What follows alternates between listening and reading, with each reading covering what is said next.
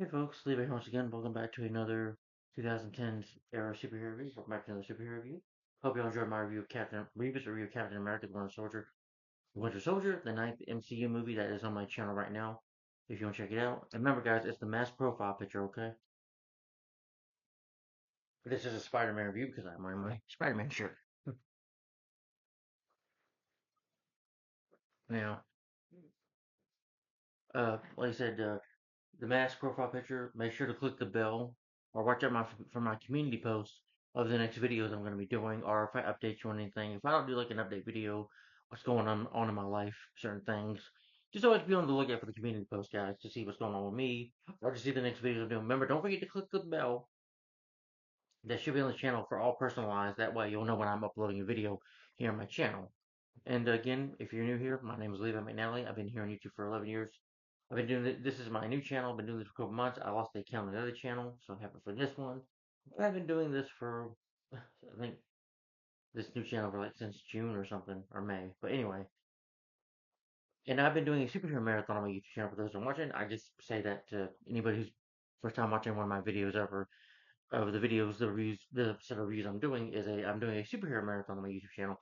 I've been doing what I call the 2010s era of superhero reviews. These are superhero movies that came out in the 2010 decades from 2000, starting with 2010 to 2019, and I'm on the year 2014. This is another revisit review. This film is directed by Mark Webb. It is a sequel to the first film that came out in 2012. Excuse me. It stars Andrew Garfield and Emma Stone, Jamie Foxx, Dan Dehan, and Paul Giamatti and Sally Field, and that is a revisit review for the 2014 sequel, The Amazing Spider-Man 2. Yes, which I have on Blu-ray, DVD. You got some special features there a little bit. Now I know this film gets a lot of hate. A lot of people really hate this Spider-Man movie, but I disagree. I actually like this movie. Now there are problems with this movie. Yes, I have problems with this movie. This is not perfect, but I will still say this is better than Spider-Man 3. I'm sorry. It's a lot better than Spider-Man 3 in my opinion. Yeah. People have problems with the same one, but hey, I did get enjoyment out of this movie. Despite that, it's problems. I don't blame the movie. I blame the studio. Because at the time when it came out, you had the Avengers that came out in 2012, which was a big hit. The MCU starting, you had The Dark Knight came in 2008, Dark Knight Rises 2012, and the Avengers came. They both made billions of dollars. So I think Sony at this time was really thinking. Now you could say it's their fault on Spider-Man 3 too, but I blame Spider-Man 3 also. I do blame Sony for that, but for forcing Venom into the movie. But I blame the Sam Raimi and his other bro. I think it was Ivan Raymond or something like that. And yeah, Spider-Man 3 had three writers as well, and that film still sucks. It's garbage. It's one of the worst superhero films I've ever seen. I'd rather watch this over Spider-Man 3. I could watch this over some superhero movies that we get nowadays, like Bloodshot, or I'd rather watch this over Birds of Prey or Eternals. Speaking of Marvel, I could watch this over Elektra, Blade Trinity. I'd rather watch this over those, you know, or Son of the Mask. Yeah, you need to watch. If you really think this movie's that awful, you need to watch those movies. Or Turbo Power Rangers movie. I like Batman and Robin, but this is better than Batman and Robin. It's also better than Steel and Spawn, in my opinion. Yes, yes, there are problems with the film, but I didn't feel like it was a shitty movie, in my opinion. I didn't think it was. I disagree. I don't see how. I think it's a bit of an underrated sequel, but I can see why some people probably don't like it. But I don't think it deserves that hate. You know what? No, I don't get it. I don't think it deserves it. But like I said, I do think it was the studio because at the time, superheroes movie making money, like the Avengers Dark Knight Rises, which I like more than this than Dark Knight Rises, by the way. They were making money at the time at the box office, so I think Sony was just thinking, yeah. But then after the film didn't become the big hit it was, they gave it to the MCU. But Sony still owns the character of Spider-Man. Yes, he is a Marvel character, but Sony still technically owns him.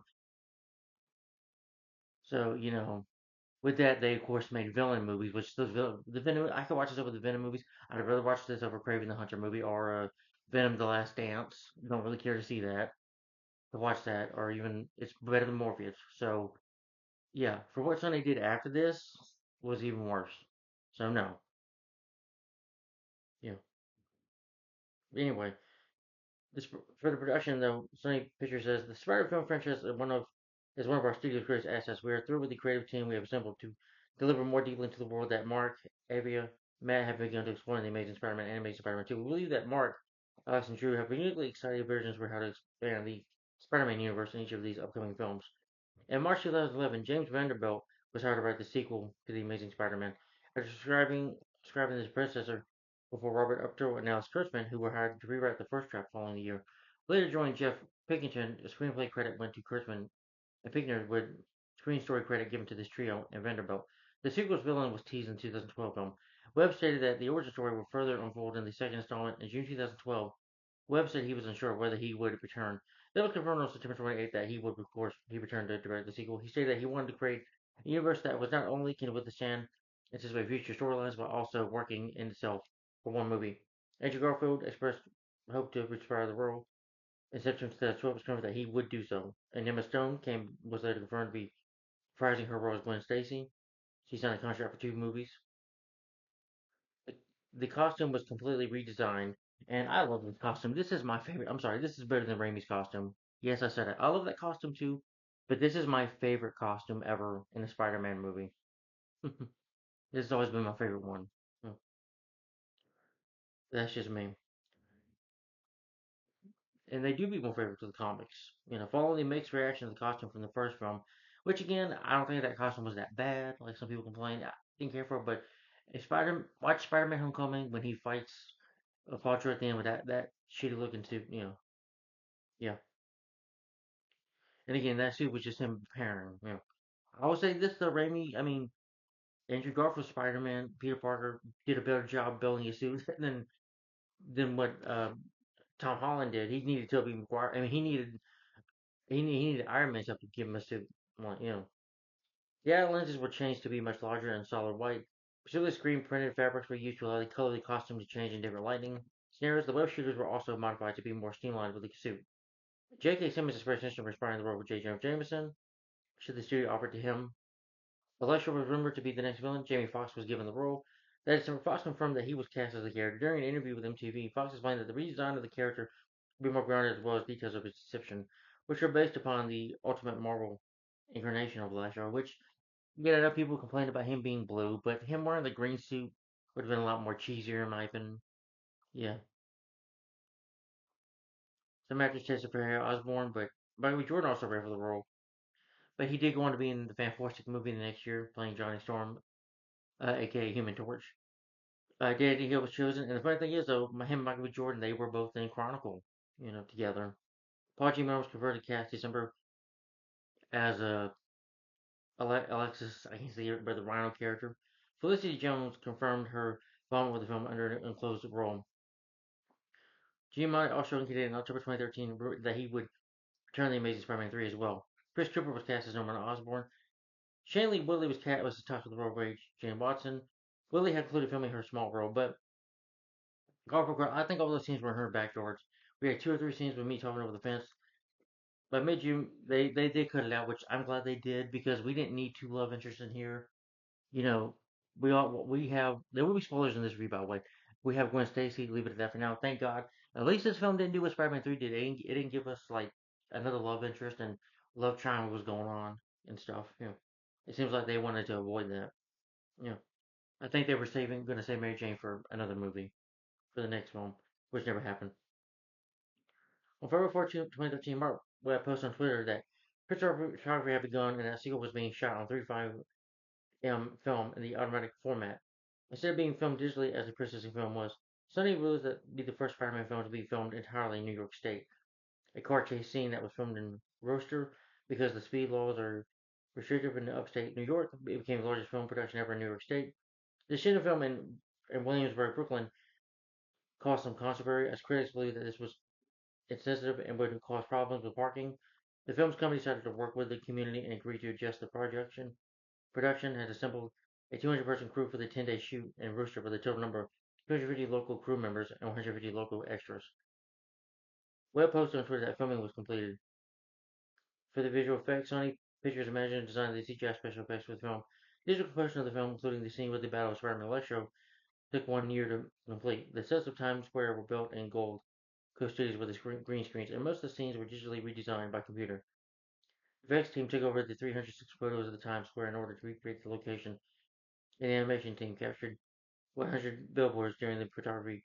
The film was posted converted from 2D to 3D, partly because the production team wanted to shoot 3M film. A total number of 1,600 visual effects shot of the film was originally filmed 2K Revolution and then converted into 4K Revolution with the help of color grading.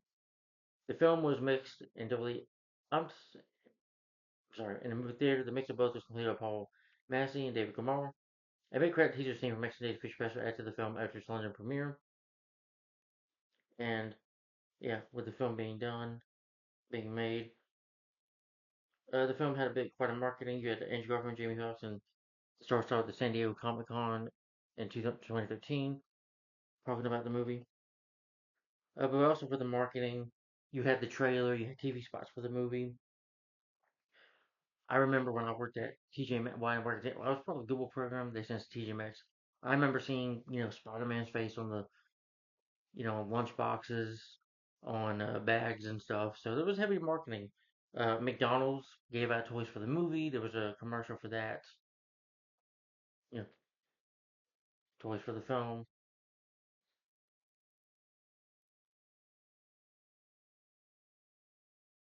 There was also lunch boxes. Like I said, yeah, for Spider Man. Being on them. Yeah, this is one of the bags I remember. I think.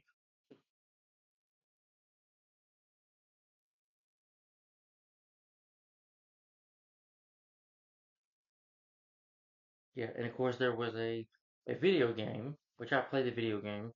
The video game is also on PlayStation. It's on PlayStation. Oh yeah, it's on PlayStation 4. I got PlayStation 4. The platform is PlayStation 4 and PlayStation 3, Xbox 360, Xbox 360, and Xbox One. It's a third-person action adventure game. It's set in open world. Players, you take on the role of Spider-Man, complete missions. You can of course web swing across the city, fight criminals. You know, players are able to upgrade Spider-Man's web shooters, and unlock new abilities such as Iconic Weapon, where you can upgrade fighting styles for Spidey or webbing bad guys and stuff. It's just stopping petty crimes like car chases and gunfights in the streets, and just protecting New York City, you know, or save citizens, save people from fires and stuff. Yeah, but with the story of the game, I think it takes place somewhat after. Yeah, so it opens up with the death. I remember Uncle Ben. Peter's working for the Daily Bugle. He's still Spider-Man, of course. You fight villains like you have Craven the Hunter in here in the game, trying to teach Spider-Man how to fight, but trying to teach Spider-Man. They're going after a serial killer. That serial killer kills Dennis Carady, which is Uncle Ben's killer. That is Cletus Cassidy, who later becomes Carnage in the game. You fight Shocker in the game. You can ask villains questions. Not the best Spider-Man game ever, but Max Dillon, of course, who becomes Electro. You fight him in the game, and you fight Harry, who becomes Goblin, like in the movie. So yeah, and you have the Chameleon in the movie. Yeah, Donald Menken, like who was in the Amazing Spider-Man 2, I believe.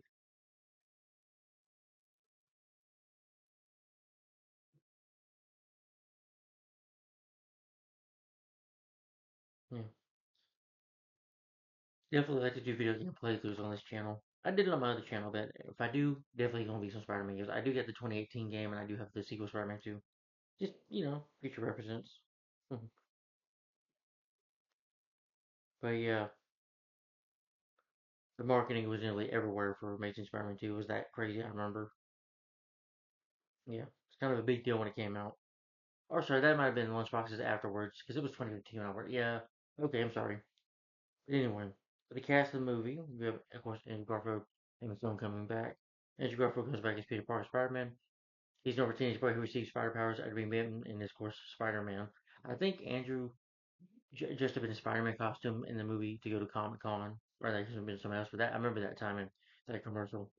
Yeah, or Spider-Man being in a UPS commercial. Yeah. He was in the Social Network. He coached for Spider the role of Spidey and Spider-Man No Way Home.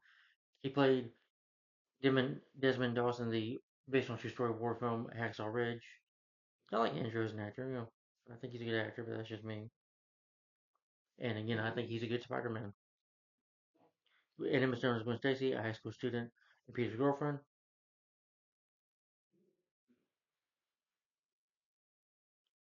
Yeah, and movies like Easy A, Zombieland, Super Bad, Crazy Stupid Love.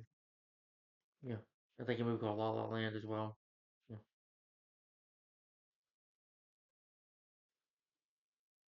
You have Jamie Foxx as Max Dillon Electro. He's an electric engineer. He works for Oscorp, but he transforms into a powerful electric creature called Electro. Hmm. Electro is definitely one of Spider-Man's best villains in the comics. Yeah. He's a villain that Spider-Man can't really touch, get his hands on without being shot. So he's a bit of a tough foe for Spidey to fight. But Jamie Foxx, you see him in Living Color a little bit. He's funny as Wanda. I thought that was hilarious. But Jamie Foxx has been quite a bit of movies.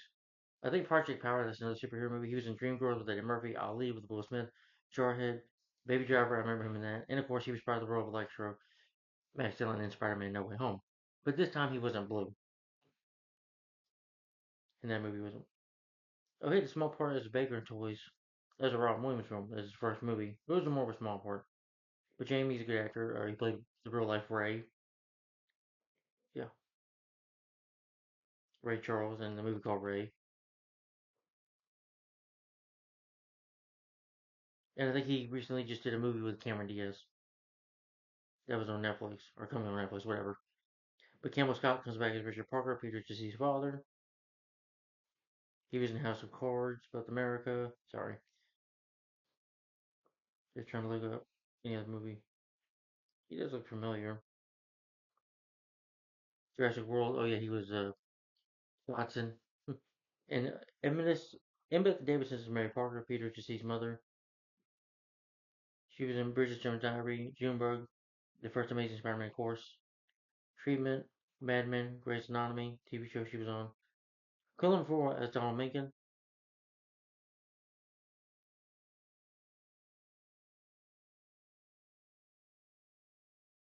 Yeah,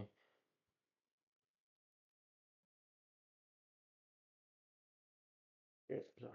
He was in Iron Eagle 2, which I've never seen. I'm just looking.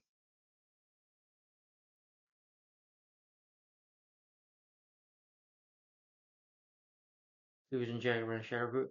Oh, he was Laufey in the first Thor movie in 2011. Hmm. That was Loki's biological father. Hmm.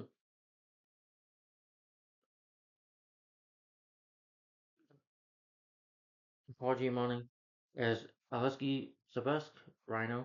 Russian gangster who kills for the Russian mafia. He allies with Harry. He gets a well-armed robot Rhino suit. Hmm.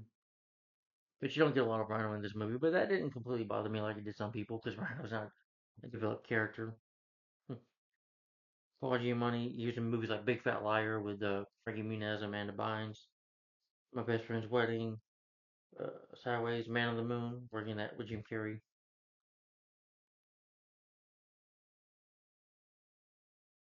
and Doctor Doolittle, the first movie. The Truman Show, he was in that. Control Room Director, Saving Private Ryan, I remember him in that. And Big Mama's House, you know,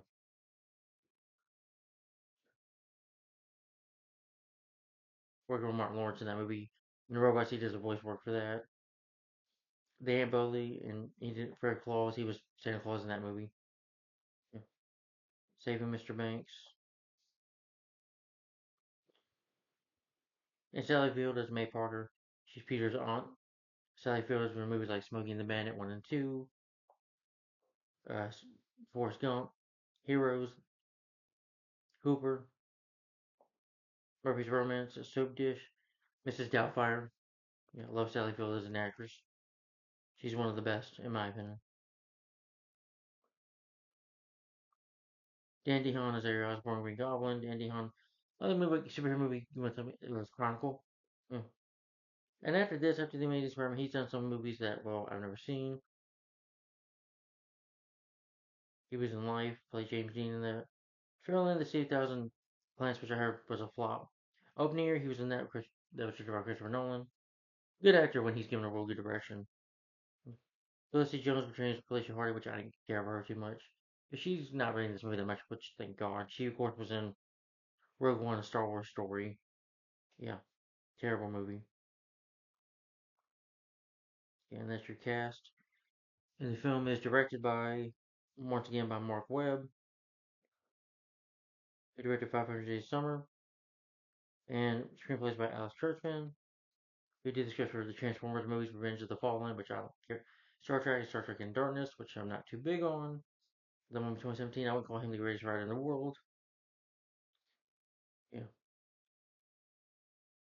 He was also a writer on Watchmen, but he's uncredited. And Mission Impossible 3, I love that. And Legends of Zorro, which I, again, am disappointed with. So he's wrote some movies like, not big on the new Star Trek movies, but I do love Cowboys and Aliens, though. So I'm not saying, but some of the Transformers movies and the Star Trek ones, not all great films, in my opinion. Robert Dusky is also a writer on the film, too. He also wrote the script for Legend of Zorro, which, again, I'm not a big fan of Legend of Zorro. That was a disappointing sequel. The first Transformers movie, Mission Impossible 3, and I do like Eagle Eye, and I love Watchmen. Those are good movies that he wrote. Watchmen, Eagle Eye, and Mission Impossible 3. The Proposal, I remember that kind of being a good movie. I said the producer on that. Cowboys and Aliens, underrated movie. Now You See Me Too, Star Trek Beyond, The Mummy, not great movies in my opinion. Now You See Me, well, I've seen the first one. I didn't really care to see the second one, but that's just me. Jeff Painter, yeah, I don't think you need the writers, but he wrote The Fifth Way, The Dark Tower, and the Jumanji sequels and Venom, so I think those films will probably. Venom, I know sucks, but the Jumanji movies, the one from Over the Jungle, is that the sequel? Whatever. Crappy films anyway. Yeah. This film could have used better writers as well. But the stories by them as well, and James Vanderbilt, who wrote the sequel for Independence Day and Scream Twins Win 2, and I'm like, Ready or Not, which I've never seen. The Rundown, though, and Zodiac, I like those movies. White House Down, I think I remember enjoying that movie. I gotta rewatch that, but anyway. Murder Mystery with Adam Sandler and people and Jennifer Aniston, I like that movie. And Murder Mystery 2, which I haven't seen that, or Scream 7, I've seen that as well. Scream 7 has not come out yet, but I get a feeling it won't be that great of a movie. I'm like, yeah. It's based on Spider Man by Stan Lee and Steve Ditko, produced by AVF. AVF has been producing Marvel movies uh, since Blade 1998. Blade, X Men, the first two Spider Man movies, Spider Man 3, Fantastic Four movies, the one of the 2000s. And of course, this movie,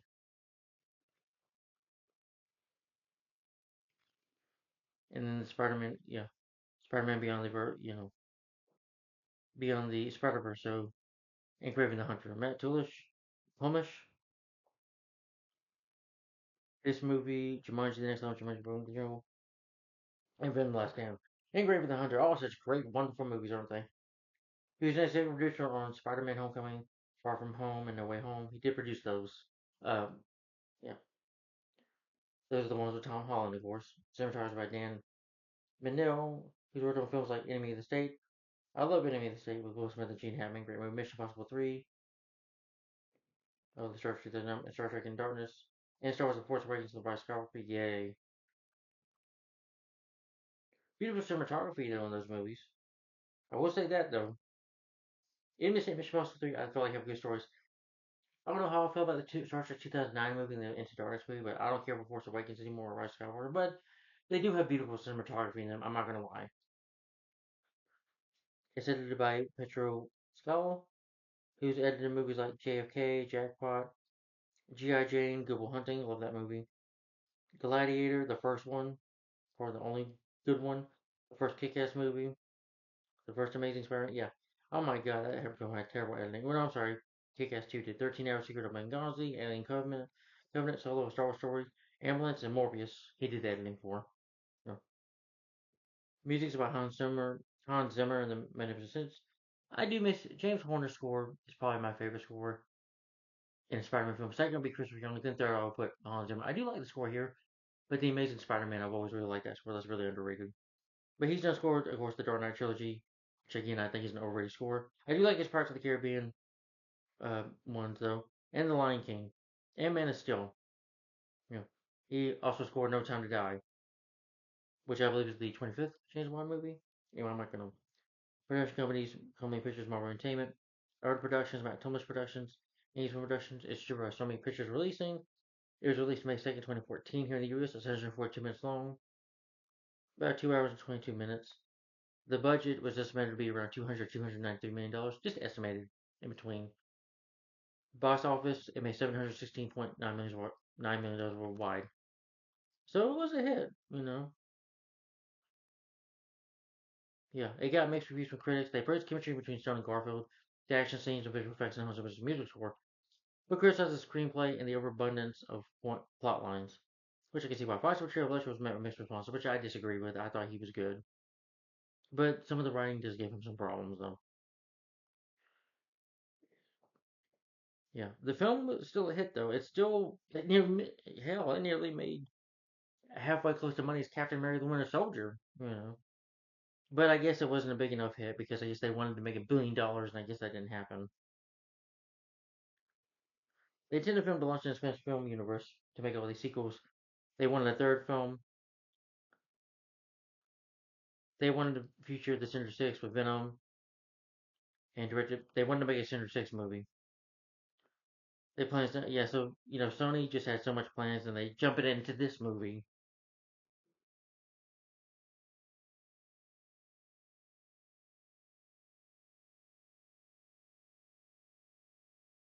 And the franchise low box office performance of The Amazing Spider-Man 2, which I just the future of the franchise was unclear.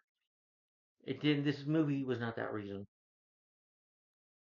Sony Pictures did get hacked in 2014. Emma Stone was revealed to be talks to return as Stacy being resurrected, which I think you saw in Spider-Man No Way Home. Or Sam Raimi to come back and direct and work with Andrew, but of course this never happened. Andrew Garfield got fired. I think Andrew loved playing Spidey and wanted them to do just characters, but I think they said no, you're fired, goodbye. And of course that's when he got the Tom Holland movies. But they did bring, he did come back though. Like I said, from the multiverse, but deals with the multiverse, and which we'll get into later when I review the MCU movies later on. Jamie Foxx has come back as Dylan though, and Andrew does come back as Spider-Man. Ralph Fiennes comes back also as Kirk Connors, and Thomas Hayden Church returns as Philip Marco. And of course, Willem Dafoe, Alfred Molina came back as Norman Osborn, and Otto Tibbs, aka Green Goblin and Doc Ock. Yeah, but okay. But the plot of the movie is that it's been like maybe a year or so since he's been Spider-Man. So the story of the Amazing Spider-Man 2, despite the plot can be a bit messy in this movie, it's a little messy, but not that big a mess as Spider-Man 3 was, in my opinion. But what happens is that you get in this time, it's for Peter Parker, it's great to be Spider-Man. He loves being Spidey. And this time, New York, they think of him as a vigilante, as a threat. But New York has begun to love Spidey, and he brings hope for people. Hope that, you know, he can save people and be there. He brings a lot of hope for people with how heroic he is. There's no feeling like quite like something being between skyscrapers and web swinging and saving the day, or spending time with Gwen. But you have an emergence of a new power villain that is Electro, Max Dillon, who's an electrical engineer. He gets in his accident. He becomes Electro, and so he has to take him on.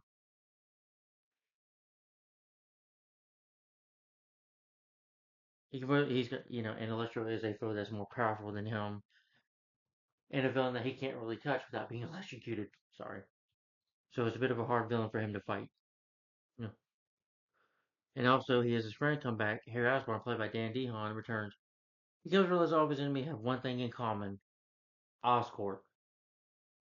And of course, he must defeat Electro, take him down. Electro wants to get this power grid that's in Oscorp to take over the city, and he kill a lot of people. So Spider-Man has to stop him. And of course, Harry becomes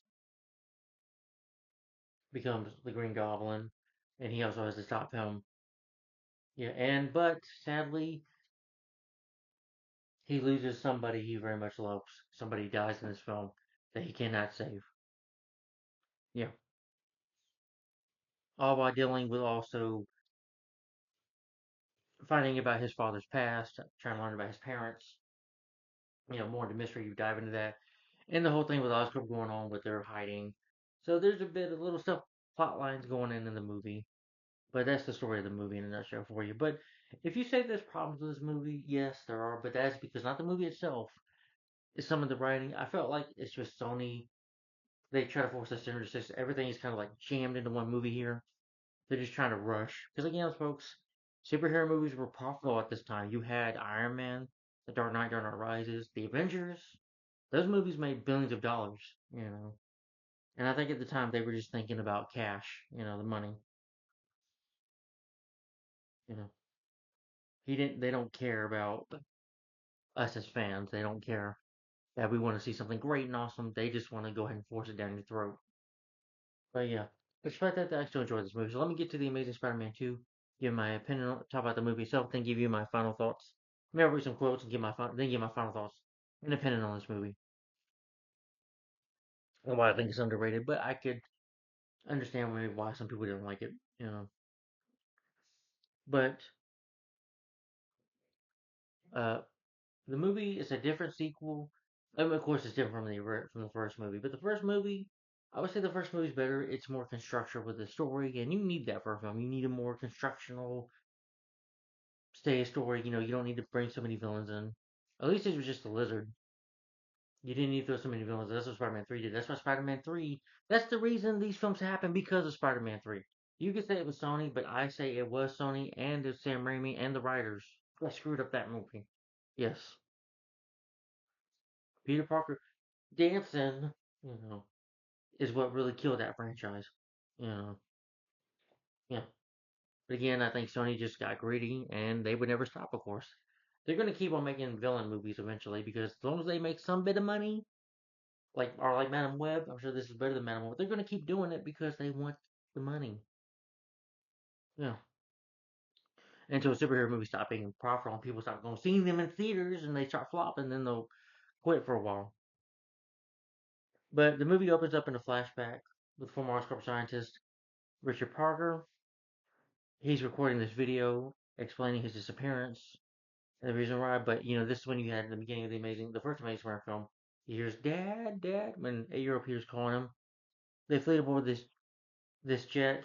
They're talking about what they're gonna do. They drop off Peter's friends like, "Dad, don't go." Like, "I'm sorry, son, we have to leave." He's like, "Bye, Peter," and we have to go. And Peter's there watching them go. Excuse me. It's a private jet, but there's this pilot that comes out. Well, our co-pilot, and Richard's like, "Oh yeah, business doing well." And then Richard sees that his hand's bleeding. He's like, "May I talk to the captain?" Why? He's kind of a busy man. And Richard tries to get up, confront the man. The man points a gun at him and locks Mary in the bathroom. Peter's mother, Mary Parker, in the bathroom. Then him and his father fight.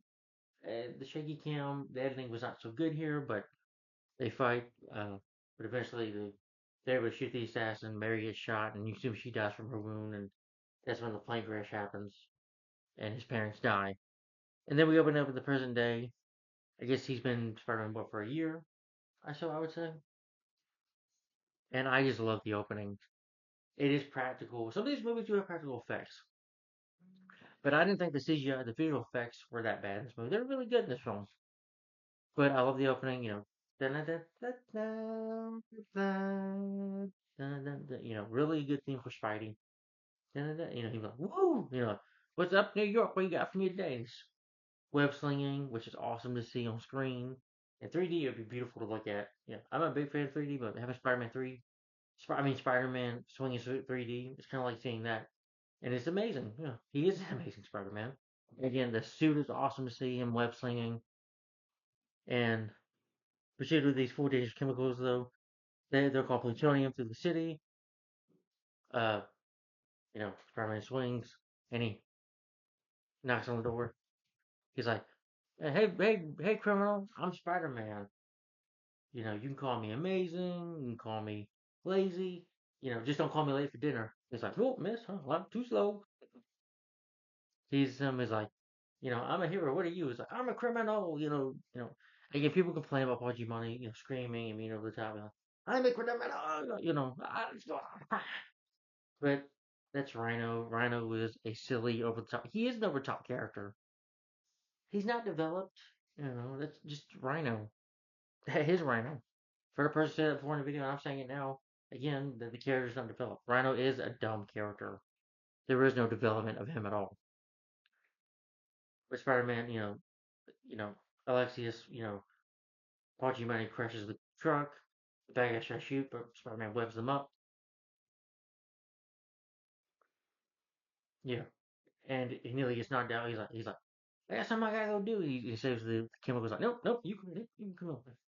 And it's just Spider-Man being funny and being smartass, and that's what I like about the character. That's the character. He runs his mouth 24/7. He runs his mouth a lot, and that's Spider-Man. But does it to piss the bad guys off so he can beat them. It helps using his sense of wit and his sense of humor helps him defeat the bad guys. Kind of crashes on a car, weapons on a car. He gets a call from Gwen Stacy. I like the ringtone. He's like, and Gwen's like, "Where are you, Peter? Are you with Spider-Man right now? You were late for your graduation." You know, and he sees like a vision of her late father, Captain Stacy, promising member that he promised to keep out of. That weighs on Peter a lot. But I guess they talked about it, and Gwen wants to still be in a relationship. She still knows he's Spider Man, but she still chooses to be with him. And again, their chemistry in this movie is still good. Again, Spider Man 3, where's the chemistry at? None. Between Kristen Dunst and Tobey Maguire never had any chemistry like this. Yeah. He gets during the chase, though. He saves the life of a man named Max Dillon, Jamie Foxx. Now, Jamie Foxx's character, well, before I get to that, um, he's a nerd. He's wearing glasses. He does remind me of Jim Carrey a bit. He's a huge fan of Spider Man, obsessed with him. And Spider Man's like, he's like, boy, you okay? And he saves him. He's like this, you okay, Max? Oh, you know my name. This is right there in your tag, man. And he's like, you're my eyes and ears. He's like, see you later, buddy. And he web swings, and he's able to stop Sylvie Rex. The webs is over with the truck. Scissor tries to shoot him, but right, Hachi Man tries to shoot, use machine gun on Spider Man, but web slings, web, webs his pants down. Whoops. I was like, "You day, bad guy, bye." He's like, "I will get your Spider Man," so he gets knocked out, and Hachi Man ends up going to prison. Peterman, after a while, Peter gets rid of puts the graduation gown and hat on. He accidentally has his Spider Man mask on. Well, Stan Lee is there making a cameo. Stan Lee's like, I know that guy. And Peter's gonna run, but then he's still got a Spider Man mask. He's like, take it off. And, shakes hands, kisses those babies. No, I'm just kidding. He doesn't kiss no baby, but he does kiss his own, kisses girl. He kisses Gwen, right in front of everybody. And, Aunt May is there. He's like, well, congratulations, Peter. You do so well. Uncle Ben, he's like, I know Uncle Ben would have loved to be here, my folks, but I'm glad you're here. And they have a moment and says, hey, Gwen. And like, and even though they're in this relationship, that still weighs when he told him, when in the first movie, when he was killed by the lizard, and when his dying breath, he says, leave Gwen out of it. Promise me you'll leave Gwen out of it because you're going to make enemies, Peter. You're going to go through, it's not going to be easy being the hero that you are. You're going to go through some stuff, through hard stuff. And just leave Quinn out of it, just for her safety. And Peter does agree with that. He goes, they're eating pizza. He talks to Gwen, and he tells her, "I just can't do this no more. I can't do this. I made your promise to the dad." He's like, "You know what? I know promise, but I know you made your promise, but it's my choice. Not your choice, not my dad's choice. My choice." She's like, "Look, Peter, you're Spider-Man, and I love that about. I love that. I love that you're Spider-Man, but I love Peter Parker even more. So this isn't going to work. I can't do this no more, Peter. We're done. We're breaking up." And Peter thinks it's for the best. It's a sad moment. I hate to see them break up. Well, Peter's doing it for the best, just to protect her, because he does love her. Yeah, yeah. Because he does make enemies, and enemies that will want to hurt her, or go to people of if they know his identity. And of course, she does know he's Spider Man. But then you have Harry Osborn, played by Dan DeHaan. I do think James Franco is better. In the first two movies, in the third movie, he wasn't. The third movie was bad writing for him. They built him up as a villain. They make him lose his memory. Then they kill him off.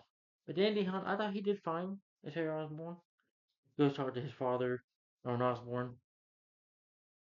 He's like, "Well, Dad, you never thought me. You shipped me off to boarding school when I was 11, and you sent me what, a bottle of wine?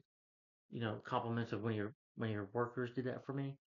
He's like, "I don't regret treating you, Harry. I did so much for you. Gave you what you needed." Here's at the age where it will begin to show. He's like, "Have your hands started growing up yet?" He's got like this thing that goes on his neck for the sickness. He gives Harry a small device which claims contains his life's work. The next day, it's reported that Norman is dead, that Norman died. Uh,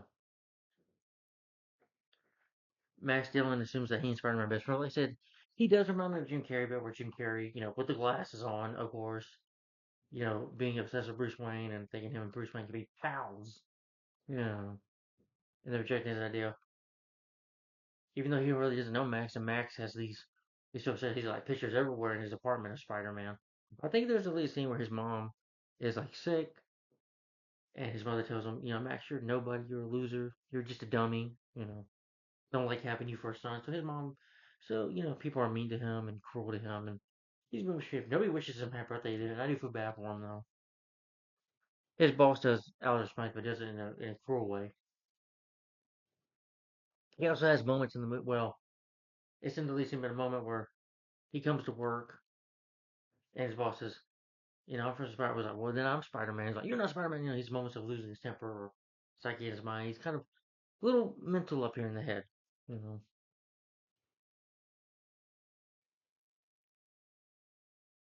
But he has to go to work on his birthday. He's an electrician at Oscorp, which Oscorp is, of course, building this power grid that will power the city. Yeah. Harry talks to his workers, you know. I mean, not his worker. He's like, Donald Mencken. He's like, Donald's like, we're not friends. It's Mr. Osborn. We're not best friends, And then he hires Felicia Hardy, who I think is a black cat in the comics. Yes, I didn't care for her performance here, but she's not here that much. Thank goodness, you know. But she's not here that much. And then he sees Harry. He's like, well, it's been 10 years, man. We can't see each other. It's like, he makes a joke with Peter. And they rekindle, they hug, and they say, I'm sorry. They talk, he's like, so how you been doing, man?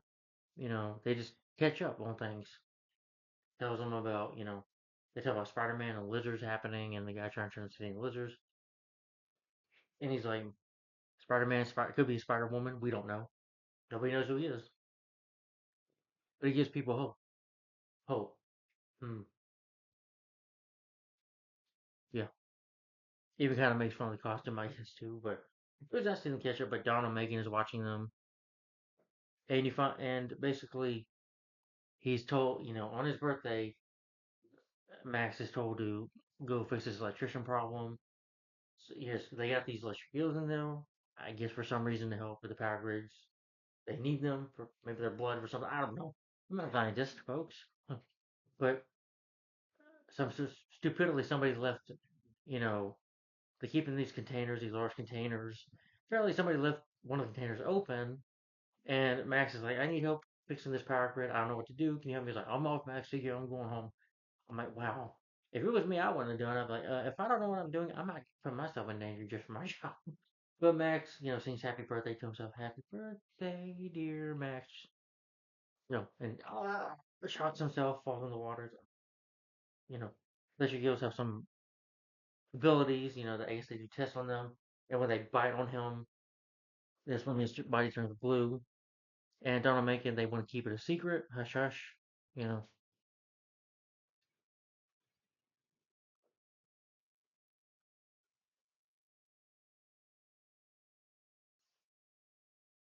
goddamn phone.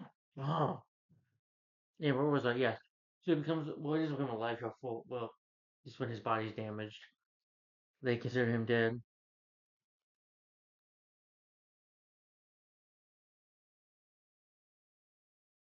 Yeah. And they're all like,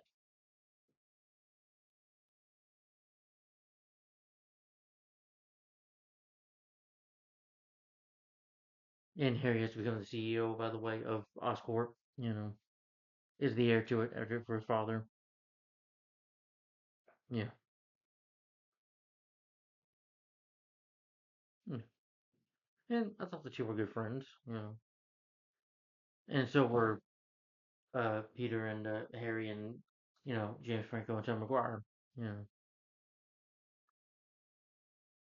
the board feels that deniability is his best interest.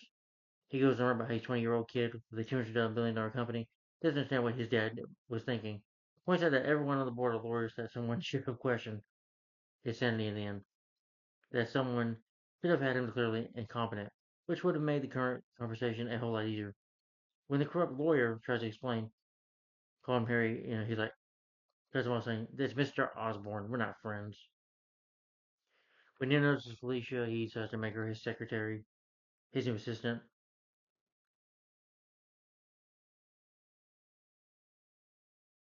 He tells her, "Everybody here works for Felicia now." I was like, "Felicia, I want them names, all of them, okay? A single one. Every single one."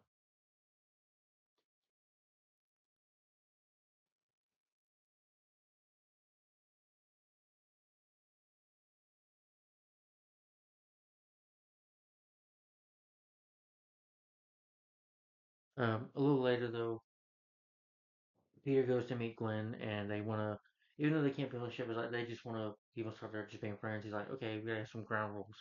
It's like, no making a laugh, that's adorable laugh. And she's like, "Oh, I can't make a laugh." She does this or something like that.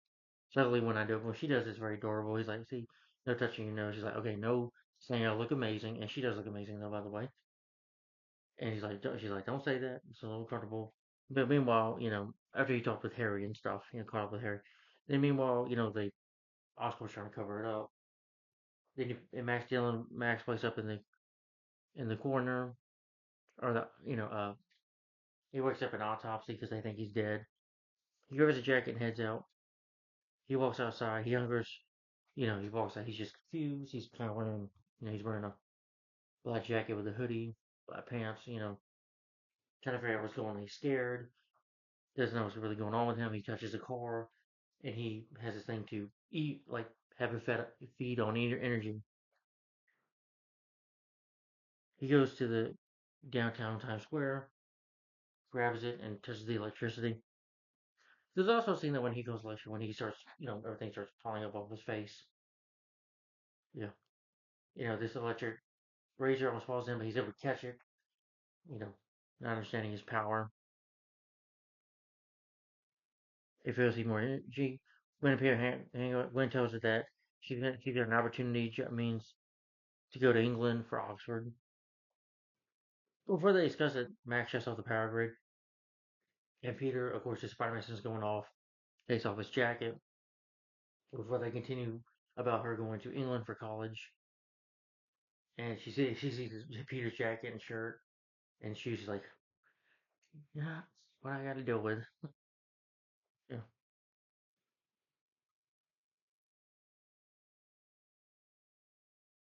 Max is seen all over the Times Square cameras and TV. The cops are coming after him. Well, they start tasing. He's like, "Enough, enough." He's like, "I said, enough." Use his powers.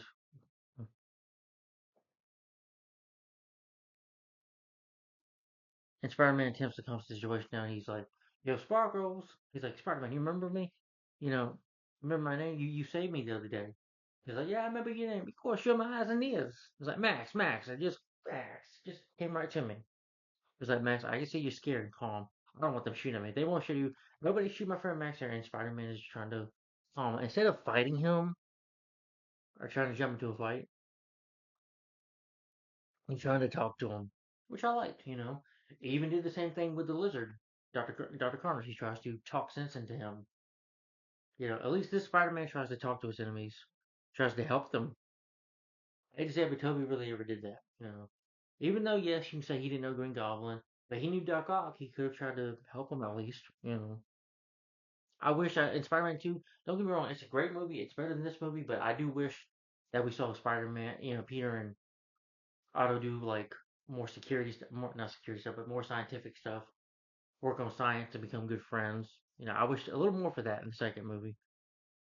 But at least in here, though, even though he doesn't know Max, he's still trying to help the guy, regardless. Because he can, I think he can understand being when you have these powers, he's freaked out. And the hell, this phone. What do you do? Yeah, he's just trying to help him out. But what happens is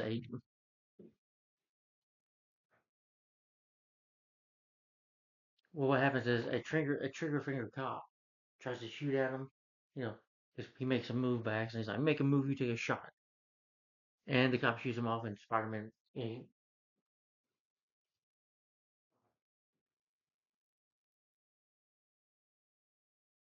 Sorry, something's wrong with my phone here.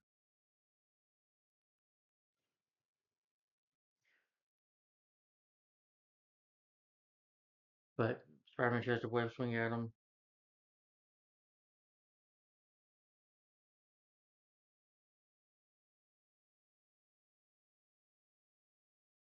Is up with you, phone? Sorry. Okay. Now hopefully we can get back into it. But anyway, he tries to. He shoots the guy with Spider-Man, tries to web at him, but he was able to push Spider-Man away. And Spider-Man sees that his web shooters are damaged. You know, he can't really touch him because he's very strong. He's like, it's my birthday. He's like, and they show pictures of Spider-Man, and you know, on the screen, he's like, "You lied to me. You said you were my friend. You needed me. You lied." And he attacks. He does give Spider-Man a bit of a shock, and Spider-Man can't really touch him. And this, like I said, the his organic webs, webs getting dangerous, and he's able to, like web a fire hydrant, swing at him, tries to attack people, and even tries to attack. He almost kills these people with this lady and her baby. Spider-Man has to save this old man from getting almost killed. A cop car Spider-Man webs it, and these people are about to touch the electricity on the pole that they can die from it. So Spider-Man webs their hands, and including a baby, a woman and her baby, and the woman smiles, like appreciates that. Spider-Man saving her, and even though he knocks Electro aside, Electro's like, "Ah," powers of the city, tries to attack more. Spider-Man, along with the firemen, they shoot him down in water. He's like, "All right, guys, yeah, yeah, good job." Then, after defeating Electro's like, "Spider-Man, strike me." And then Spidey goes talk to Gwen Stacy, to Gwen, who's watching the whole thing, and telling Gwen, England, we got really. There's like, nice talk, and he whips things away.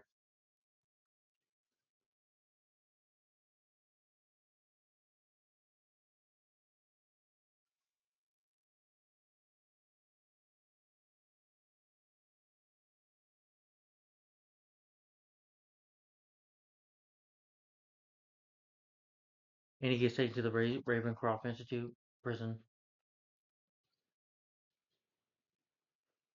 Peter sees himself on the news with complications with Gwen. Uh, After that, though, I do like some scenes though when I forgot to mention there were some scenes in early in the movie, little montages of him Spider-Man saving people. Some guy tries to rob a gas station. He's there. He puts his Spider-Man mask on and saves this guy. He's like, "I'm Spider-Man." He's like, sneezes like, I'm Spider-Man." And these people are doing like cosplay or whatever. And she's like, "Nice suit, thanks." Whoop, catches a car by webbing onto it, crawling onto it. So there's some cool, entertaining moments there. And then him taking off his mask, like his suit, like it looks like it's got goo on it or whatever, or chicken feathers are on his suit. And Aunt May will not let him do his laundry. He's like, all right, laundry service. Like, you did that, and it's red, white, and blue. It's like last time all your clothes came out red and blue. Well, nobody washes a flag. I'll handle it. Like, okay, sure. But Peter tries to find out information on his father as well. Uh, Meanwhile, though, Harry Gates begins to show symptoms of sickness.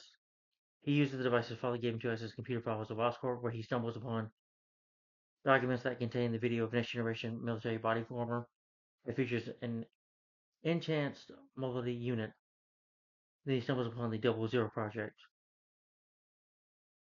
that Peter and apparently Peter and Harry's father, which is Norman Osborn and Richard Parker, they work together on the spider DNA and all that stuff, trying to change the world. But the 14 years they never succeeded doing it because his father disappeared.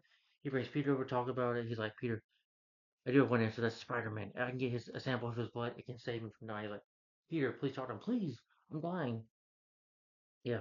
But meanwhile, I forgot to mention, there's also a scene where Gwen talks to, Max Dillon, just saying hi to be nice. She even runs into, well, before she runs into Harry, she's running from Don Making security. She's looking up access on Max Dillon. And he's like, it's Max Dillon. Is Max Dillon an employee here? He just loves you. He just, you're not that hard to love. hard to like. But I like it when he distracts the guys and he pushes. Like, oh, sorry, I got coffee. Oh, I did this. Oh, I'm doing this. Oh. And Gwen gets away. And with that, she talks to Harry. Just Harry saying, "Hey, how you doing?" Peter can be complicated, yeah. Also, when Max is in prison, you got the Russian scientist. There's the Blue Dan Vipe kind of music, like music you've seen the Jungle Book movie from 1994. He's like, I will find out about you while you. First, he was like this. He's like, Doc, no matter what you do, I'm powerful. You can't contain me. I can just electricity in here. And he says, oh really? And he shocks him. He's like, well, who are you?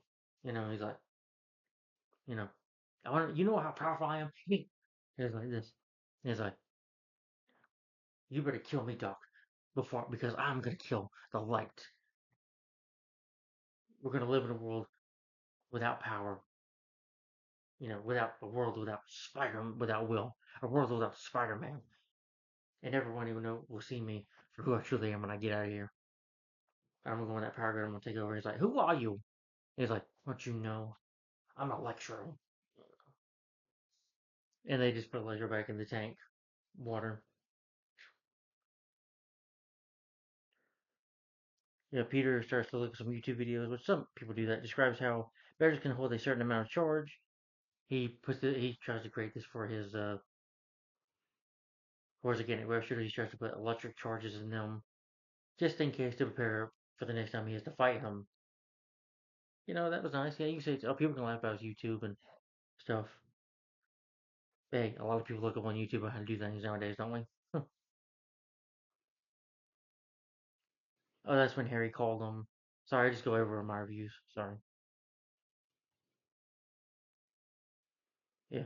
Peter also thinks that his father might be, he does like have a wall of stuff, but thinks that his father was a traitor, that he did some stuff illegal. But anyway, at home though, he goes to Aunt May, asks Peter about his research. She claims there's something she's not telling him.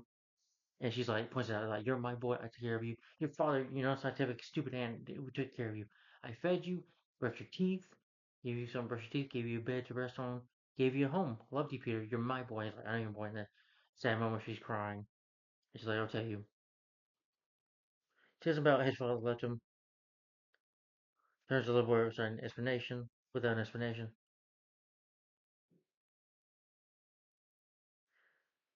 She informs him that after the funeral of his parents, two government agents showed up when Uncle Ben was alive with her and Uncle Ben, claiming that he betrayed the Oscorp with important research that people would paid a lot for. Yeah, and he believes that his father was a traitor. But afterwards, Spider-Man, despite wanting to help, Spider-Man visits Harry, and he's like, "Mr. Osborn, you need to talk to me." He's like, "I need your blood. Can you give me blood?" Like, "No, I can't do that." He's like, "Excuse me." He's like, "I need your help, but I'm dying. I'm already dying. What do you want? Money?" He's like, "What money? A boat? A plane? Everybody wants my money." He's like, "Well, I don't. You give people hope. You don't give people hope. You take it away." He's like, "I'm sorry, Mr. Osborn. I love to help you, but I can't. It's too risky." Because he's worried that he could do something else. He can kill him or even do something worse. And he wants to save his friend, of course, but he can't. And he says, I'm sorry, Mr. Osborn. He webs things away. I'm surprised he wasn't able to tell Peter because Peter and Spider-Man he sound the same. But he webs things away. He hears him out the window and he's like, Spider-Man, you don't give people hope. You take it away. And then he starts crying. Yeah. He tries to talk to Gwen, before she can, do an interview for Oxford. It's her and this 14-year-old boy, she says. And she's like, my father was a traitor. Mine didn't tell me the truth. We're in a relationship. I can't save my friend Harry. I could. I can't give my blood. And they get an order by this lady saying, we need you now. Miss Quinn's like, I'll be there now. Well, my name is John Hopkins. God save the Queen, lady. God bless you. And, you know, God save the Queen, God love England and all that stuff.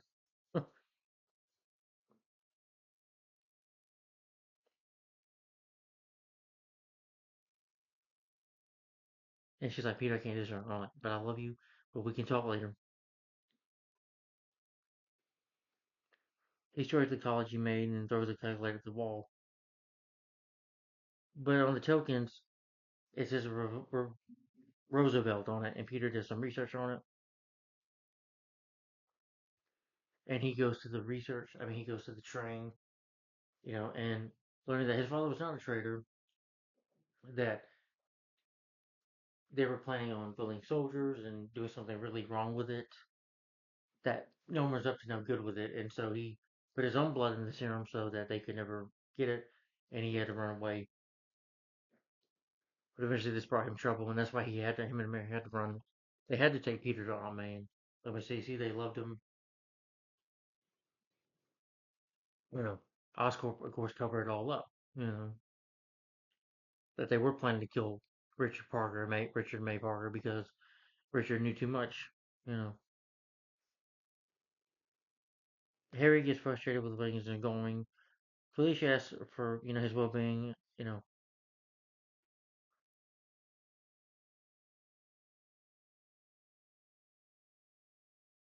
He tells her, "With spiders die, there's not much things like take the day off." But Felicia then gives Harry some information. She overheard Mencken telling one of the security heads, claiming that Oscorp extracted and kept the venom of these spiders before killing them, so that they could comply with lawsuits. You know, but still keep the data of the spiders increased if it became unuseful. When Harry asks where it is, Felicia claims it would be on special projects. He looks up, Harry Osborn, and finds out about Max Steel and Electro with his names on it. That he covered it up with this mainframe. Upon eruption, though, Harry has been framed by members of the Oscorp, including Donald Mencken, for the action involving Max Dillon. And they says, "You're fired." He's about to get mad attack, but Harry's like, "I'm gone. I know the way out." And he's so desperate, he decides to break Electro out of prison. Peter's research leads him to discover the location of his lab. Messages from his father, where Richard explained that Norman Osborn was the one selling the secrets, and when Richard objected Norman's falsified evidence against him, that the cross-species spiders were induced to his DNA would only work on his bloodline. It certainly Peter from guilt about Harry, as he in fact saved his friend by not giving him his blood to save the disease. Richard also explains that the reason he had to leave New York because he wasn't willing to go along with Norman's plans to use what they created for biological weapons with research, and he didn't want to do that. But on his way out, Peter then receives, realizing the truth, gets a call from Gwen that she offered the job in England, but he says that he. But meanwhile, though, Harry goes to the Roosevelt Institute prison. You know, this is Army's Earth. We can't see him. Unless you have like a yellow badge or whatever. Peter, Harry attacks them, shocks them. Literally just not shocks them, but just knocks them out. It's like, "Max, I need you." It's like, "You're the bill cover. It's your company. I can't get in. I've been fired.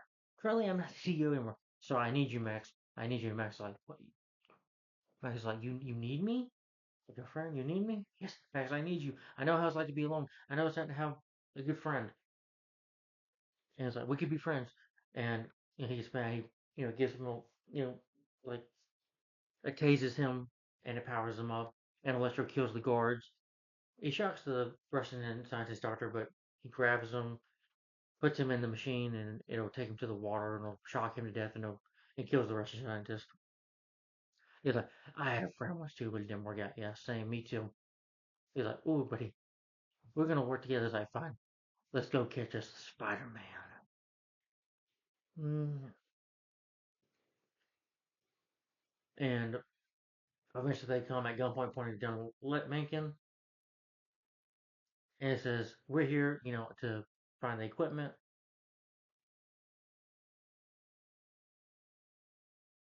He wants the serum. It's like, I want my matchup. Was like, "Listen, you freaks. We're not." Nobody says, "Listen, you spoiled brat. You're just spoiled brat kid who nobody care about differences. You just know that nobody's gonna miss you. You're a bunch of freaks." And then Elisha gives him a shock, just with a finger, and then Elisha shocks him back up. I say, "Now, before we're really interrupted, tell me where the place is at." And once again, I was like, "All right, Elisha, the power grid is all yours." And you say CGI, but Elisha was able to shock himself into, like miniaturize himself into it, gets himself into the power grid. Peter catches up with Gwen, saying, the word "I love you" in a big on a bridge. Catches her's like, "I love you. I want to be with you always. I'll go to England." I'm sure they got crime there, all that and joking around. and all of a sudden, Electro takes over the power grid, takes all the power out. Even a plane that has a lot of people on it could die. A lot of bad stuff can happen. Doctors need equipment to save people who are in the hospital that could be dying, and they need it to live. And Peter's like, okay, how am I going to stop him? Because I can't touch him because he'll get my web shooters out. And so he's like trying to get up, run his battery out. They realizing that he's too dangerous, that he's got to be too stopped. And Spider-Man and Gwen, they since not at the webs, they use these cables, car cables, and the electricity is. And she's like, no, you're staying here. He's like, no, I'm going with you. No, you're staying here. I know the electric cables. She's like, oh, well, can you tie it up? And she Web's just like, sorry, bye, I love you. He's like, Peter. We don't say his identity, but he web swings off. Web swings, sees Electro, and Electro's like, come with me on the screen, saying, come on with me, Spider-Man, and see where our friendship ended. And come face me. It's a nice shot. And Spider-Man falls there, and Electro's there, and he's like, I designed this power grid, Spider-Man. I will take back what is rightfully mine, and I will be like a god to them. He's like, a god called Sparkles, Spidey says. The Spider-Man tries to web. He's like, no, not this time. He's able to web Spider-Man a couple times. It's a bit of a hard fight there. Spider-Man's web swinging all around. Spider-Man's able to use the electric webs that with the cable was like, thank you, Gwen Stacy, and they'll knock him down. They fight, he's like, you ready to give up? His was like, he's about to give Spider-Man a shot. Spider-Man's like, he's trying Spider-Man. And a badass thing that Gwen does that Mary Jane never did in the original movies ever. Well, she, like I said, like she, in the first movie, she hit the lizard over the head with a trophy and nearly put his arm on fire. Was about to shoot fire in his face. And here she runs a lizard over car over with a police car. He's like, yeah, I did this. Like, you can't be here now. You cannot be here. I'm serious, Gwen. You can't be here. So Spider-Man's like, okay, when I say so, stay here, be safety. And he's web slinging around, and Electro knocks him. Now he's like, he's playing this song. He's like, I hate this song. And he's hitting Spider-Man a couple times. And he's like, getting mad because he can't catch Spider-Man. He's electrocuting Spider-Man. They're gonna overload his electricity. She's gonna push this button that'll do it. She has to get the key, and the good music going on. He's like, yeah, yeah. He's about to electrocute Spider-Man, and Spider-Man is able to web him, so he gets the webs around. The electric power grid. That'll give him an overshock.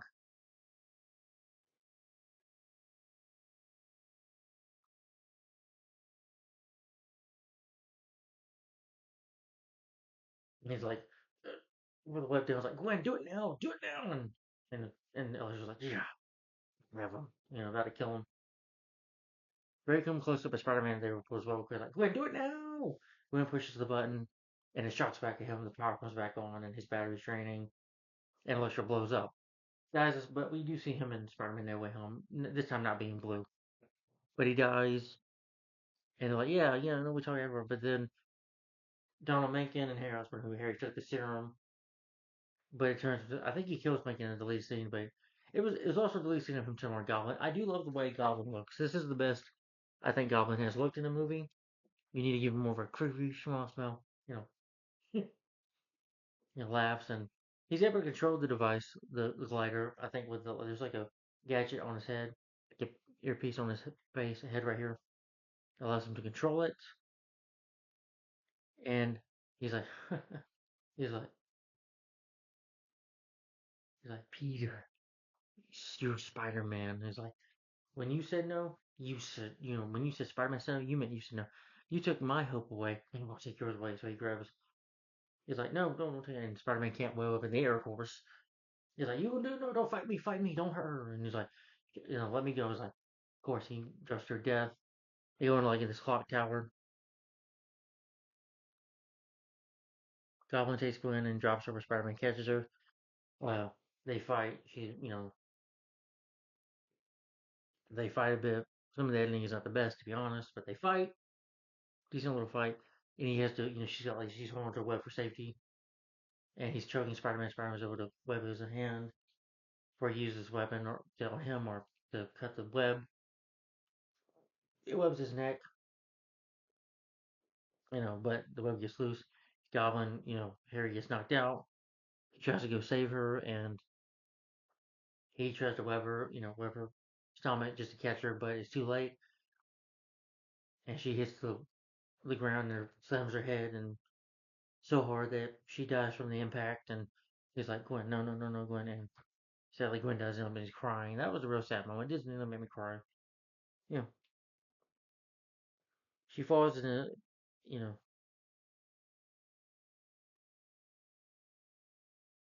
she dies from the impact, and Peter feels guilty about this, so he quits being Spider-Man. I think in the lead scene from her, he beats like Harry might taunt him about it, and he beats him up, but we don't see it in the movie. But it takes place 5 months later. Peter's upset after her death, and Spider-Man is nowhere to be seen in New York. Peter spends his days at Gwen's grave after the funeral. Harry is visited by Gustav Ferris, who tells him that they have found a man suitable for operating a large suit of armor. This is when, he's walking past stuff like the Planet Village, and it's just like with you see Doc Ock's claws and Vulture's wings. Alexis, they make him, of course, give him the suit, the Rhino. He attacks the city in this suit, which I don't mind the suit. I did hear the character was also in Craven the Hunter, but the CGI was terrible. But I thought that suit was pretty cool. He's like, I'm the Rhino, you can't get rid of me, and this. What I like though, I mentioned earlier he saves this kid named Jorge, I think, from bullies. He's like, wow, you built this, and he hangs out with the kid. That's cool. That's what I love about this Spider-Man. He's a Spider-Man that would save you or hang out with you, and hang out with you too. He gets inspired by Gwen Stacy, talking about hope, and he returns to Spider-Man to fight him. And he tells the kids like, go over there and watch your mom. Thanks for helping me out, buddy. Thanks for sticking up for me. He's like, we're the people of New York, you know. Fight, and Peter and Rhino charge at each other. Spider-Man webs the manhole, is about to attack, and then the movie ends there. And that's the Amazing Spider-Man 2.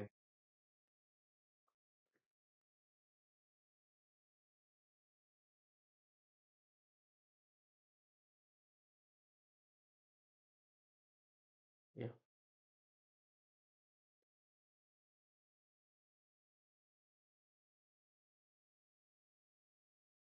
Before I get my final thoughts, let me read some quotes. You know what I love about being Spider-Man? You know what I love about being Spider-Man? Everything. What if something happens to you because of me? Alright, Laundry Sheriff. I'm glad you aren't one of the cops rides a horse. Every day I wake up knowing that more people are trying to save, the more enemies I will make. And it's just a matter of time before I can take a force that I can't overcome. This is bigger than you, Peter. You're Spider-Man. I love that, but I love Peter Parker more. In her graduation speech, she says, I know we think we're immortal. We're supposed to feel that way. We're graduating. The future is and should be bright. But like our brief 4 years in high school, what makes life valuable is that it doesn't last forever. What makes it precious is that it ends. I know that no more than ever. And I know say today for all days to remind us that time is luck. So don't waste it living someone else's life. Make yours count for something. Fight for what matters to you, no matter what.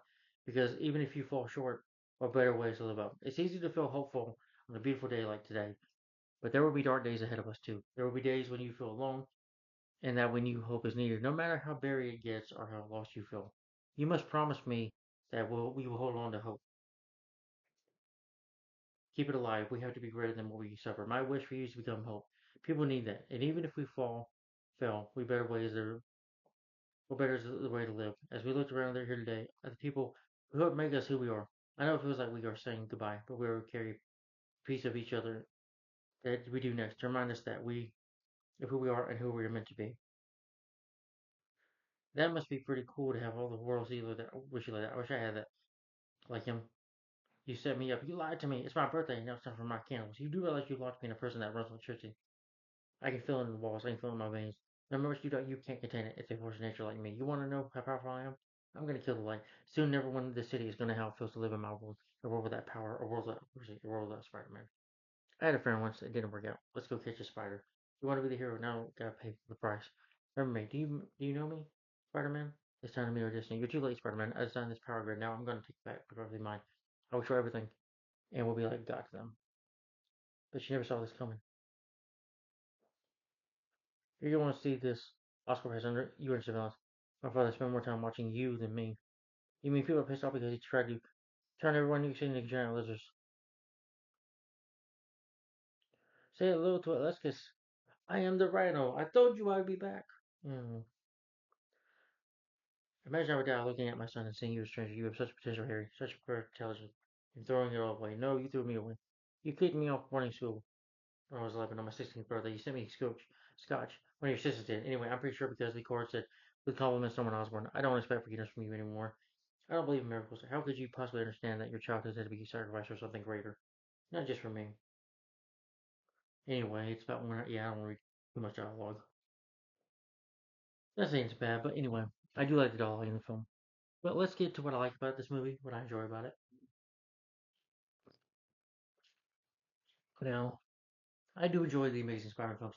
Now, the first two movies are better, and the Amazing Spider-Man film, the first one is better, but this is definitely better than Spider-Man 3. And I could probably watch this over the Tom Holland movies. Sorry. But he is pretty much Iron Boy in those movies, and even Tom can be a little annoying in those films. You know, my favorite Peter Parker is Tobey Maguire in the first two movies. But I do like this Peter Parker a little more because one, he's awkward, he's an outcast, which I'm okay with in the two movies. You know, he's awkward. You know, he uses his sense of humor and his ways, even as Peter Parker. But I love him as Spider Man. He's my favorite Spider Man live action. I'm sorry. To me, this is the best Spider Man live action. Why? Because he jokes around. He does give people hope. Spider Man is like an inspiration here. He loves being Spider Man. Yeah, that's what I like, you know. But the story, I do think is pretty good for most of it. I do like seeing Spider Man, of course, Peter continue to be Spider Man, trying to find out the whole thing with his parents. I like that. I like Harry Osborn coming in here and Electro. Rhino, I didn't mind them just throwing Rhino in here at the beginning and the end of the film. I get they were trying to build up to something. The story, while it is good, he's trying to protect his girlfriend. It's just that the problem with the story is kind of a mess of going everywhere. It's not like Spider-Man 3. Spider-Man 3 is a bigger mess and it's boring. While this film, despite the mess of the movie, the plot, you know, is not really, it's, I can't really say destructive enough. You need to balance the plot a little more. You don't need to add too much in it. But I don't blame Mark Webb.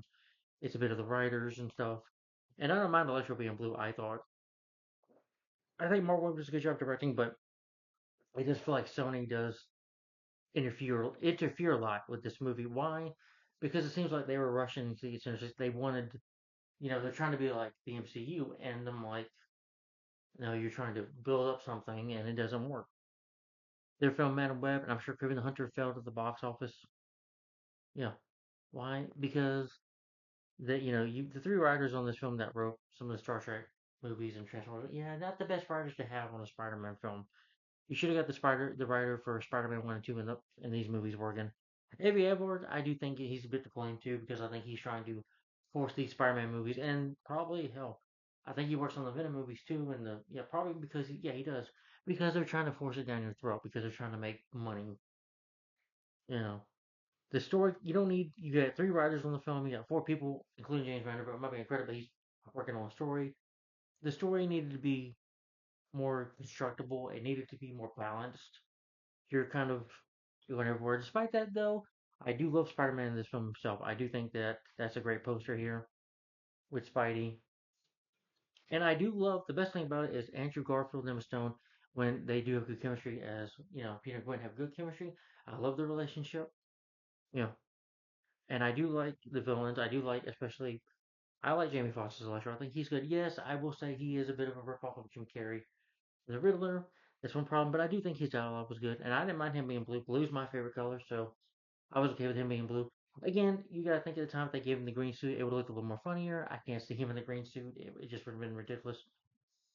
But I do like the way he looks in No Way Home. But No Way Home, that was just a nostalgia run of a movie with a lot more crappy. Yeah, the visual effects in this film are fantastic. The action scenes are good. I think they're well shot. When Spider-Man is in action, it's very entertaining. Yeah, we don't get a lot of Spider-Man in this movie. But hell, in Iron Man 3, you didn't get you didn't get Iron Man at all. Barely in the suit that much. But when you get him as Spider Man, it is entertaining. It's a more of an ensemble film, while trying to be with all these characters thrown here. Rhino, I don't mind them just. Rhino, you should have just left Alexis at the beginning, and again, maybe have him escape prison at the end of the movie, or just set Rhino up for the next movie. If they would have just focused on having chemistry, just focus on Electro. You didn't need Green Goblin. I do like the look of Green Goblin of the movie, but Goblin was just forced in here. Yeah, you didn't. I do like Dan Didio in his performance, but you just didn't need Harry Osborn in this movie. You didn't even need the Ryan Reynolds not to build up the character. I'm like, but I think because Sony wanted to build up Sinister Six, they wanted to add so much into the. I blame them on this. Yes, I think they wanted to add all these characters to this movie and give these writers because they're thinking we're gonna make a lot of money. You know, I do like the cinematography. Cinematography is very beautiful. Visual effects, the editing is good too. I thought the action scenes were well shot. Yeah, it's a lot of CGI shots, but I thought the CGI, the visual effects were beautiful to look at. It's very good. The music score by Hans Zimmer. Some of the score, some of the songs they have in this movie, like yeah, I do like the electro thing. He lied to me. And some of the Spider-Man thing. But some of the song choices they had in here, I did not care for some of the songs. But that's just me. Some of them might be okay to listen to, but I say the first Spider-Man from 2002, you have Hero by Chad Kroeger, I love that. And Train, they sing the song Ordinary and Vindicated song, I love that song as well. Spider-Man 3, I didn't care about the Snow Patrol song at all. These songs I didn't care about either. But I do like the Sunshine of the Hans Zimmer. But my favorite score for Spider-Man movie and the Spider-Man film is James Horner, but that's just me. You know, I love that score. Underrated. I never was. I don't like Danny Elfman's score. I'm sorry. That's just me though. And again, Andrew Nimmer, they have better chemistry. And when she died at the end, that was and just Peter's like, "Go ahead, no, please don't." Please, trying to go ahead, it'll be okay, we'll be okay. And then he starts crying. I felt that sadness. Now, if it was Kristen Dunst's character that died, I wouldn't care because they had no chemistry, you know. But this film started off well because Gwen was his first love before MJ, you know. But the editing is good. The music score is pretty good, I think, in the film. But that's just my opinion. And the film is 100 142 minutes long. I didn't feel like it. It didn't feel like over 2 hours 22 minutes. But it felt like they cut a lot out of the movie. You can tell they probably cut some stuff out of this film. I think Peter's father's alive. I'm not sure, but I think there's like, well, it says Peter meets his father. It's a bit of, it's 9 additional deleted scenes. Could be on the Blu-ray. You do have, but I got the film on DVD and Blu-ray. It doesn't show on the DVD, but you do have the deleted scenes on DVD, of course. But you got more. This is the Blu-ray, and this is the DVD. I do like The Amazing Spider-Man 2 for what it is. For what it is, I do think it's an entertaining film. It's just a film that needs a bit more work, you know. But again, I can handle it over. I'm sorry, but Tom Holland's movies were not that perfect, folks. I'm sorry. I don't think they were that perfect. You know, some of those films don't work either. You know, yeah. Spider-Man is Iron Boy, and like, this is the only truly Peter Parker Spider-Man we get who's being funny left and right. He's just hilarious. The dialogue by him is funny. Just don't call me late for dinner. That was funny. Or I gotta call Sparkles. Something else he did, made me laugh real hard. But he's always funny. Making jokes left and right. Spider-Man makes fun of his villains to defeat them, and that's Spidey. And he loves being Spider-Man. Tobey Maguire did not love being Spider-Man. I'm sorry, he half the time he didn't. Spider-Man 3 he did, but Spider-Man 3 it was such done in a stupid way, with him talking about being Spider-Man in public or he's more of a dork in Spider-Man 3, you know, and annoying. Don't give me the horse thing and Mary Jane is a bitch in that movie. There's no chemistry at all.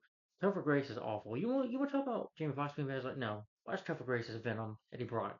He's awful. He's the worst villain I've ever seen in the Spider-Man film.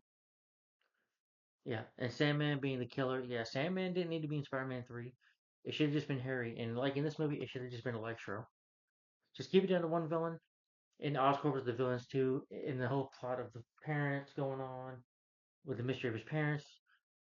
It's just a film that needs to be more consistent with its plot. The story needs to be more balanced. The plot is messy up everywhere. Like information more about his parents. You know, they could have done more information on parents, that storyline, and they could have maybe killed Gwen in another movie. I've been fine with that, or save Mary Jane for another movie, which I'm glad they cut Mary Jane out. But despite that, though, this is still an underrated Spider-Man movie. I do enjoy this film. It's a bit of a mess of a movie. It's not a huge mess of Spider-Man 3. It doesn't bore me. because I love Spider-Man himself in this movie, and I can get enough entertainment out of it. It's entertaining to watch. It's just and it's a beautiful looking movie to look at. The visual effects are beautiful as well. The action good. It's just the story needs a bit more work. That was my only issue with the movie. That's it, people. But that was Sony's fault, not the movie, not Mark Webb, not Andrew Garfield, not the cast. You had good cast of people. It's just that what screwed it up was Sony, and it gets worse after this because you had the Venom movies and the Morpheus, Madam Web, Kraven the Hunter, Morpheus. Yeah, I mentioned Morpheus. Yeah, and those films were awful. So Sony does not stop, and technically they still own Spider-Man. They just gave him to the MCU, let the MCU get control. That's why, And I think it's unfair that Andrew got fired. I think he deserved it. He is my favorite in live action Spider-Man. Yes, I'm sorry, but he's better. Toby is the goat, the original I grew up with. But for me, this is the real Spider-Man. Sorry, and it's the best suit ever. And yeah, it's to me what the character should be. It's just that he needs to be in a movie with better writing. Yeah, and you get some of the writers that don't have the best writing ever. And even Sam Raimi should not have and him and his brother. They should have not done the script. Spider-Man 3. Spider-Man 3 is a bigger mess. This has a bit much going on, but it's not like I'm bored out of my mind or I'm aggravated with it. Spider-Man 3, I'm bored out of, and at least he's not dancing on the streets saying, oh, "Look at Little Goblin Jr. gonna cry." I'm like, no, this film does not have that. Yeah, and I feel more emotion in this movie than in Spider-Man 3. Like with Uncle Ben's death was handled poorly in that movie too, saying it was Sandman. They did it good, but in Spider-Man 3 saying it was him, no. But anyway, guys, I would say despite the mess of the film that this can be, it's still somewhat entertaining to me. I still enjoy it, but the first one is better, and I think the first two Spider-Man movies are better. But it's still better than Spider-Man 3. I don't know if I can say I like it more than Homecoming or No Way Home, Far From Home and No Way Home yet, because I'm going to review those a look at them. Homecoming will be my next Spider-Man review, of course, and that's part of the MCU. Well, Captain America Civil War, which they introduced Spider-Man Tom Holland in that one. I'll get to that eventually. But anyway, guys, hope you enjoyed my review. Oh, my rating for the Amazing Spider-Man 2. I'm going to give this a thumbs up still. My rating for this film is 4 to 5 stars. Despite the problems, it's still an entertaining movie. I can still have fun with it. So my rating for the Amazing Spider-Man 2 is 4 to 5 stars and a thumbs up. So guys, tell me in the comments down below. What do you think of the Amazing Spider-Man 2 in your opinion? Do you like it? Do you hate it? Do you agree with me that it's a little it's an underrated movie? It just needs a little more work of a movie on the story especially. And what do you guys think of this movie in your opinion? Do you like it? Do you hate it? Tell me in the comments down below. What's your favorite Spider-Man movie? My favorite is Spider-Man 2, the original, 2004 one. And my least favorite Spider-Man 3. That's the worst Spider-Man film yet so far, in my opinion. But anyway, guys, tell me in the comments down below what do you think of the Amazing Spider-Man 2. And again, I've seen worse movies than this, so this movie is not that bad, in my opinion. Yeah. Anyway, guys, stay tuned for next revisit review. Hopefully, I get to do dates. 2:58. Oh, it's 3 o'clock already. Well, we slowed down the video. I'm sorry because of the freaking computer going.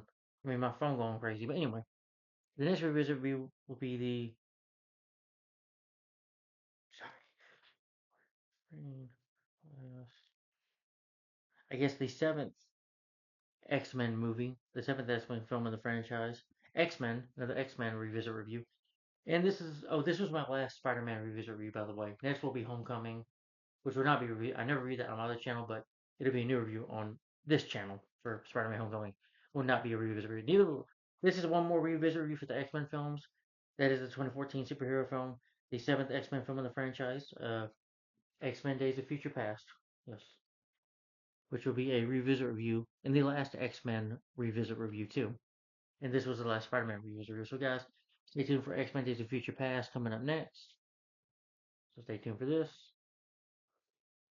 And let me know in the comments. Once again, my rating for this film is 4 to 5 stars and a thumbs up for the Amazing Spider-Man 2. Let me know in the comments down below, guys. What do you think of this sequel in your opinion? Do you like it? Do you hate it? Uh, yeah. Thanks for watching. Bye bye.